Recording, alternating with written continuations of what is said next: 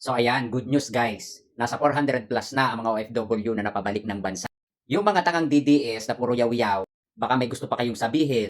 Ang mga ganitong pangyayari, may tamang proseso yan. Hindi ura-urada, mabilis magsalita, pero mahirap gawin. So ayan ha, yung mga DDS na nagmamadali, sana aturgahin nyo rin yung inyong sinusuportahan na gumawa rin naman ng tulong para sa mga OFW. Lalong-lalo ka na kalbo na nagsabi na nung si Duterte ay hinuli at dinala sa dahig, may aeroplano ka agad. Sa mga OFW, wala. Bobo. So ayan, baka may gusto ka pang ihirit. Yung mga bobong didiles at saka mga inuti, sarado nyo na lang yung bunganga nyo. Hindi na nga kayo nakakatulong na may merwisyo pa. Lalo na yung nakatag dito. Kaya nalamigan yung ulo mo kasi nga ikaw kalbo. Kaya kayong mga DDS, kung wala kayong magandang sasabihin, mas mabuting manahimik na lang kayo. Wala nang ang ambag yung sinusuportahan nyo na si Inday Lustay. Nagnanakaw pa tapos dadagdag pa kayo sa problemang ganito. Huwag ganon. Sabi nga ni Ann Curtis, science tell that legendary imprint predetermines your fate, your character, your choices. Pinanganak kang bobo, lalaki kang bobo, at mamamatay kang kalbo.